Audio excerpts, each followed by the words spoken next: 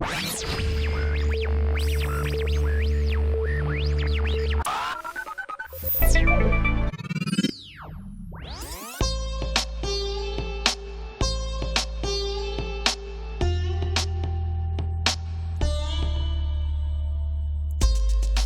back to another episode of Droning On, where we talk about everything to do with UAVs. We're really focused on advocating for the usage of the technology in a safe manner, in a regulated manner, and I think there's a lot of excitement out there about what's going on with this technology, and what better way to tap into that excitement than to talk to an organization that has always been at the forefront of putting things into space and putting things in the air. NASA was nice enough to talk to us on this episode, so we had the chance to talk to several folks who introduced themselves in the interview.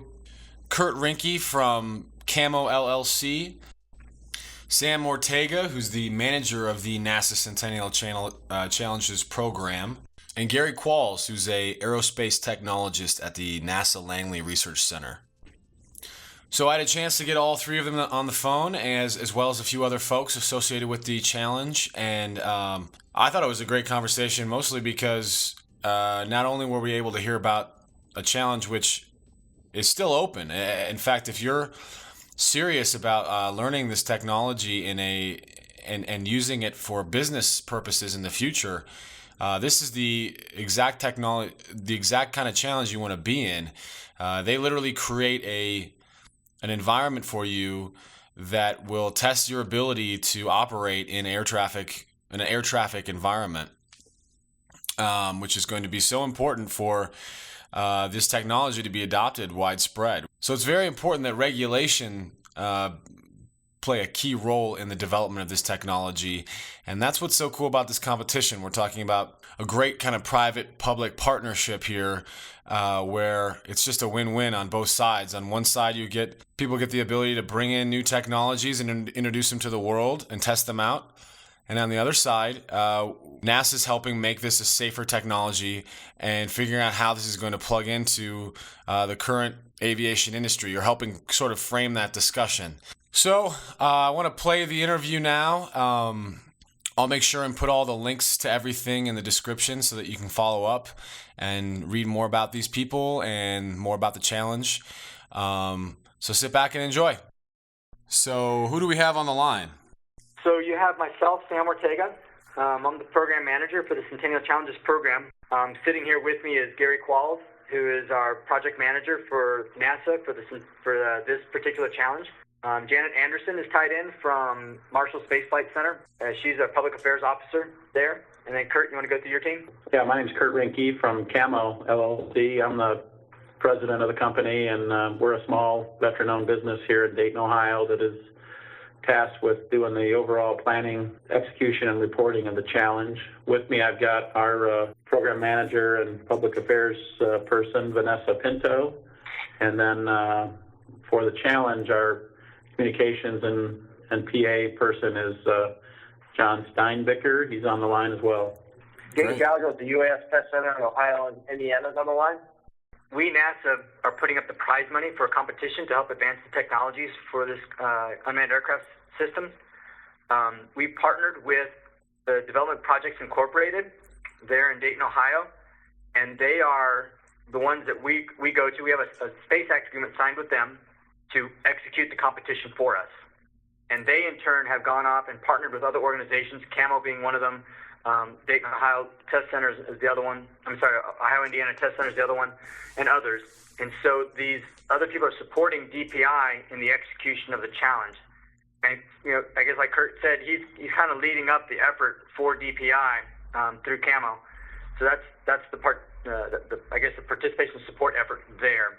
So is this similar to any other challenges that NASA has done in recent times, or at any point? Have you ever had any other challenges where you've put up this amount of money for the outside public to come in and participate? So we have. So the Centennial Challenges program has been around for approximately since 2005 timeframe. and we've been running competitions and challenges in a broad spectrum of areas. Within the aviation world, we've done 2 competitions related to personal aviation or personal air vehicles and general aviation technology, trying to make the airplanes quieter, trying to make them more fuel efficient, trying to make them have just better performance in general for ease of use and for fuel economy. And then we did a capstone to those 2, which we called the Green Flight Challenge, which the prize money was awarded in 2011. The competition was originally announced in 2009, and it was a pretty simple competition by nature. When you say what it is, just building an airplane that'll fly over 1,000 MSL. It'll fly over 100 miles an hour, 200 miles with at least 2 passengers, and we're going to give you the equivalent of 1 gallon of gas per passenger. Interesting. So that's all you'll get. And the reason we said equivalent is because if somebody wanted to come in with an electric airplane, we would allow that. When we first announced that in 2009, we were pretty much laughed at and told that this is ludicrous and crazy. It won't ever happen. Right. Yet 2 years later, when we ran the competition, over the process of that time frame, we had well over a dozen competitors sign up. We get to 2 weeks out from the competition, we were down to maybe just 6 competitors saying they were going to make it. The day before the competition, 4 people show up. The day of the competition, when the judges start going through them, we got down to just 3 because one of the teams was disqualified for not following the rules. So it was a testament to how hard the competition was. But yet, when the competition was completed, not only did 2 of the teams successfully achieve 200 passenger miles per gallon, but they exceeded it and did 400 passenger miles per gallon. So they flew on the equivalent of half a gallon of fuel, equivalency, because they're both electric, for the flight distance and everything. And for that one, we had a prize purse of $1.5 million, Wow. and we were able to award $1.47 million of that. And is that a notable organization that won that prize money? Actually, no. It was a professor from Penn State University working with the Pipistrel company. Interesting. So it really is, we really focus on our competition, being citizen inventors, small businesses, academia. That's the real focus for who we want to get these novel ideas, this revolutionary technology from. Sure. We find that a lot of the times when you do that type of a system, and the technology that comes from these organizations is pretty cutting edge and pretty unique and innovative, because they don't have the full funding. They don't have deep pockets. They don't have a large contract that they can go ahead and take an easy route and just pay more money to do it. Instead, they're using minimal dollars to come up with unique, innovative solutions to solve these problems. And so that's part of the biggest benefit gained with the Centennial Challenges program and running these prize competitions like this, is that we are getting some very unique solutions from some very unique individuals. Very interesting. And so spinning off of that, tell us a little bit about the kind of sort of the layout of the competitors you have in the UAV competition. Sure. Again, this is Kurt Rinke from Camo. We've got a combination of competitor teams coming from academia as well as mostly small to medium-sized businesses. A couple teams from Embry-Riddle, one from Daytona Beach, one from Prescott. We've got a team coming from Arizona State. We've got a couple small company teams, CIP Drones, Craft in Theory, which is out of North Dakota, Minnesota border. And we also have a team from Oklahoma State with some others considering and looking at signing up. The final sign-up period ends the 31st of March, so the team composition isn't complete yet, but we're expecting between 9 and 12 teams to be in the Phase 1 competition. And what exactly should these teams be expecting in Phase 1 of the competition? Gary, do you want to answer that? Sure.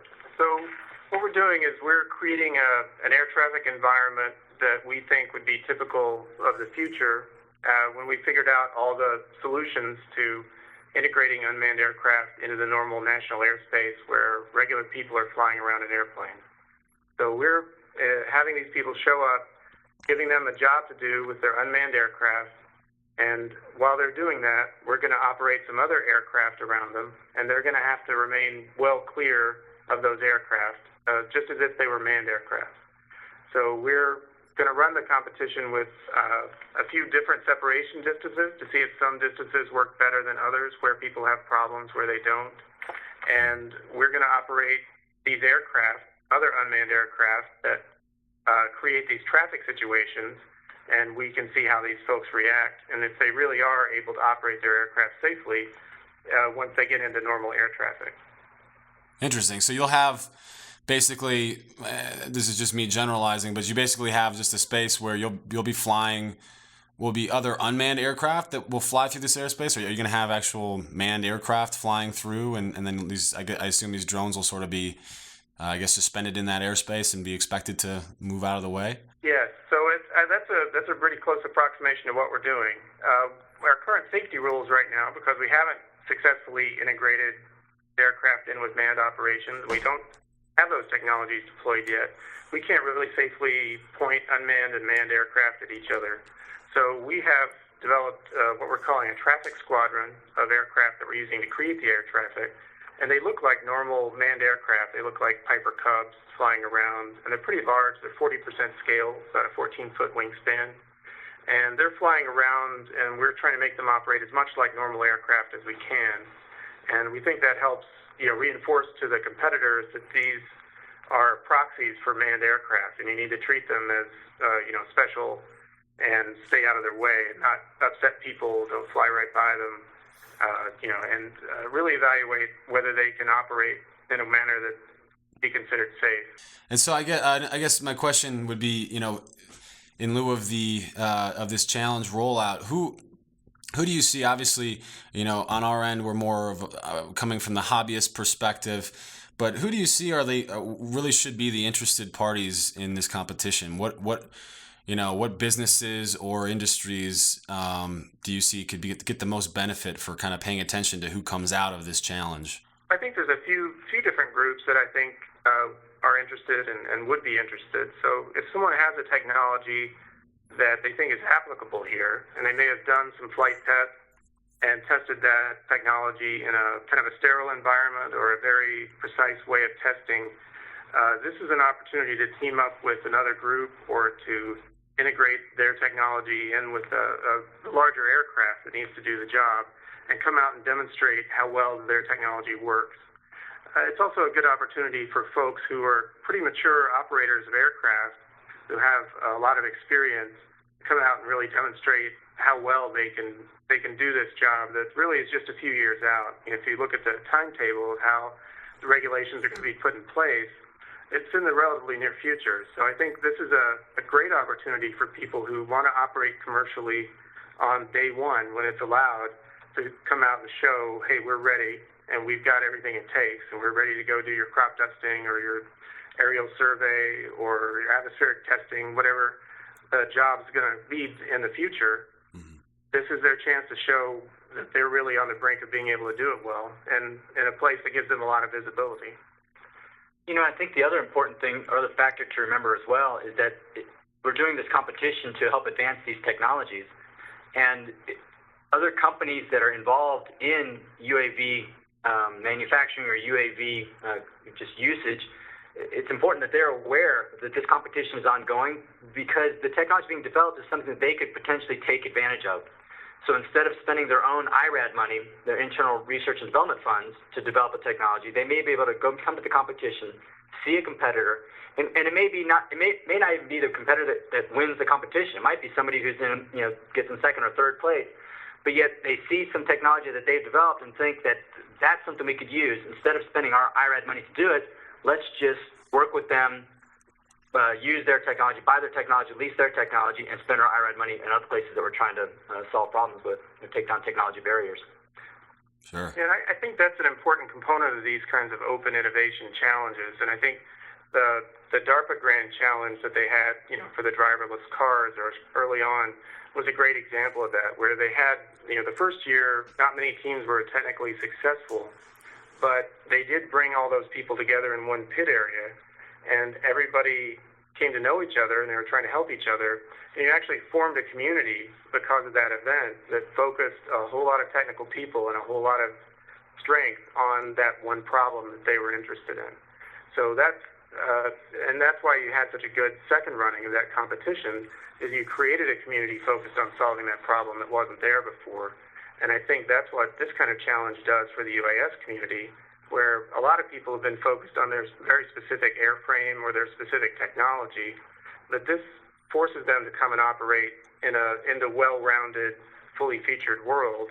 And this will focus the community on solving all the problems that have to be solved at once in order to operate safely in the airspace. The same thing that humans learn when they get their pilot's license and learn how to fly safely. It is not a trivial feat. You tell someone you earned your pilot license, you get respect, because it is not easy. And we have people that need to perform at that level of safety with an unmanned vehicle when they're not on board. That's a real achievement. So this, I'm hoping, gets the community focused on, the integrated solution to this complex problem. Well, I think what's interesting too is you're giving people an environment that that doesn't exist yet. Meaning that obviously, you can't legally fly unmanned aerial vehicles through space in the public yet. So, what do you see coming? Do you think this challenge is going to be a way to kind of push legislation forward too, or regulations forward? Do you have any insight into that? Because I know, a lot of the hobbyists are waiting to see what, is going to be sort of the ruling that the FAA takes, or the stance that the FAA takes on all these new technologies.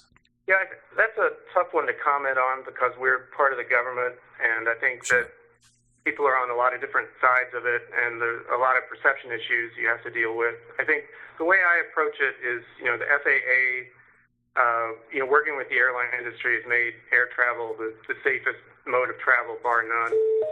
And they've done that through a lot of hard work and development of procedures and policies.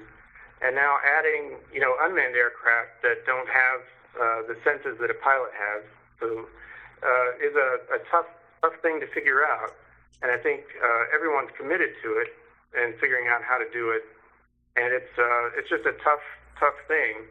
And that's the other thing that really excites me about this competition is we do have a community of mature UAS operators who have been operating safely, doing different kinds of research for years.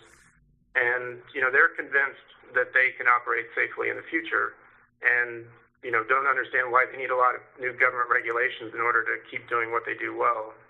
And you've got, the policy and commercial components of the community who are pretty sure these unmanned or RC plane operators have no idea what it takes to mix into normal air traffic at 20,000 feet or near an airport or in, the different classes of airspace, because it's a very complex environment. So I think this gives us a good opportunity to get all those people focused on one event and to really put the rubber on the road and see what these people can do in as realistic an environment as we can create. We're going to find out what the actual state of the art is by watching these folks operate. And when we see who does well and who does poorly, I think we're going to get, for us, good engineering data, and I think good data to feed into those policy discussions of, how we're really going to get this done. Because I think everybody understands it's inevitable, but you've got to figure out how to do it without reducing the current level of safety, and ideally you want to increase the level of safety across the board with the new technologies that we bring to bear. You kind of mentioned the data that you're getting from this competition. So what sort of things are you tracking, and how are you tracking them? Give us a little bit more, I guess, like a technical aspect of this phase one. So with the traffic squadron, we're using actually some open source autopilots called the Autopilot. Sure. That I think is pretty well known on the web. And we've been using that in our research for a few years and other projects. And so we're tracking our own aircraft that way. And we're placing a module on the competitor's aircraft that sends us an independent GPS data stream, so we track them through that. And the different types of scoring that we've devised generally depend on those GPS tracks. So we can see, where the aircraft was when it was there, and did it violate any of these criteria? Did it qualify for points under this kind of scoring, things like that. Graham, something else that Gary and I were talking about earlier that I thought was kind of neat is, like you said, generally the FAA never passes regulation that reduces air traffic safety. Everything they do is always to maintain or to increase air traffic safety. So something neat that could potentially come out of this competition and the technology that's developed is our phase 2 competition is a little bit more advanced in the requirements that we require of the teams. So there's going to be a little larger prize purse available for that. Phase 1 has a $500,000 prize purse. Phase 2 will have $1 million prize purse. But one of the technologies that could potentially come out of Phase 2 is the ability to incorporate an onboard system that's capable of verbally communicating with air traffic control, ATC, and with surrounding traffic as well. And so the idea of having that in a UAV, the potential of taking that technology and taking that system out of a UAV, putting it into pilot-flown aircraft, such that if a pilot did ever become incapacitated, which doesn't happen often, but when it does happen, that system would then have the ability to have ATC and notify them, as well as notify any surrounding traffic that it's flying autopilot, it's on its own, this is where it's going, this is what it's doing, and just help improve air traffic safety in general for even manned aircraft as opposed to unmanned. And so just generally, what sorts of designs are you seeing people using in this competition for their drones? Yeah, so I think that varies. Anything from small fixed-wing UAS to quadcopters to something as large as a Cessna 182 surrogate that's going to be flown from an offsite airfield and then operated as an unmanned system while it's in the competition. So Gary's done a good job of constructing a plan that allows almost anyone to participate as long as the airspace and the safety process will allow it, because we're interested in looking at a wide gamut of UASs, not just a specific size or shape. Yeah, I think, what's so cool to the general public, and myself being the general public, about this competition is it sort of resembles the beginning of the aviation industry, which was totally unregulated in the United States before, sort of before Charles Lindbergh came along and won that Orteig Prize flying across the Atlantics, and that obviously set off, a whole frontier of aviation, regulated aviation in the United States. Does it feel like this is kind of you guys are on the precipice of a totally new, I guess, frontier for aviation and what NASA does in regards to UAS and UAVs? I'm not sure if I'd call this particular challenge the Lindbergh moment for UAVs, but I would say that moment is nearly approaching. It'll soon be here. Mm-hmm. But I don't know if it'd be particularly this challenge. Gary? Yeah, I think the way I see the technology progressing, I think the deployment of autonomous systems and the reliance on them and the trust of autonomous systems by the public is going to be something that develops slowly. I think the driverless cars are going to help that, but I think a lot of us are very comfortable with replacing the other drivers with robots, but we're not very comfortable with giving up control of our own car. We think that robots would be a clear improvement over most of the people we see driving on the road, but giving up our own control is a problem. So I think that, we're going to have to do a series of demonstrations, and I think, calling it a Lindbergh moment is good, because I think there will be a series of those. And certainly as technologists within NASA, trying to develop a technology strategy of where we need to invest and, kind of like Gretzky, skate to where the puck's going to be, not where the puck is. Mm-hmm. Where, we're trying to forecast ahead into that future and figure out, okay, now what are the pieces no one's working on right now? Or how can we get this to accelerate and end up in the place where it needs to be? So I think there will be some Lindbergh moments. We're trying to figure out where those are going to be. Mm-hmm. And I think that, the first autonomous flight systems that are operating regularly within our border, I think that'll be a significant achievement. And there are a lot of problems that aren't technical to be solved with that as well. There are legal and regulatory and liability problems. And the example I always use is, if I develop a system that anyone can afford and plugs in your cigarette lighter and drives your car, and next year, instead of 33,000 highway deaths, there are only 10,000, am I a hero who saved 23,000 people, or am I a monster whose robots killed 10,000 people on the highway last year? Right. So getting people to trust it and accept it and understand how it plays with the rest of our lives is something that's going to be kind of hard won. How long do you think it'll take before? I mean, I know it's hard to postulate, but I mean, before, let's say, the first airline is flying without a human pilot. So I think that that's going to be tough. I think that will happen, and I think there will be a future generation, certainly not my kids, where they will be aghast that we let people drive their own cars around while they had smartphones in their hand. Right. Like if you came to the market right now with automobiles and said, we're going to let people pump this flammable liquid into their car, and we know a lot of them are smokers, but I think they'll be okay. There's just no way you could get that done in a modern environment. Yeah. So I already have a think gas. it's going to have that kind of transition effect. And at some point you'll know it's transformed, but what that event is, I wish we knew. So it's interesting you bring up the question of a pilotless aircraft, and if you look at the allied organization that ran the Green Flight Challenge, the Cafe Foundation out of Santa Rosa, California, that's kind of their focus in life, is the ability to make small pocket airports that allows personal aircraft, and it'd be unpiloted personal aircraft, to take off and land and transport people in a very safe, effective, low-cost manner. So that's something that they're pushing pretty hard on to try to get that technology developed, to push that technology. And we're working very closely with the likes of the Lindbergh Foundation, with Eric Lindbergh, with Google, with X Prize, to try to help get that into a pattern where they can actually start developing those technologies. So people are talking it, which is kind of a neat thing to see, because for us to hypothesize about it is one thing, but for other people to actually start figuring out, let's start getting this and let's start building some hardware that can potentially do it, that's different. And then when they start talking that direction, it'll be here soon. What time frame, I don't know, but Sure. at least people are talking about it, so that's kind of neat. Absolutely. Well, hey guys, this has been fantastic.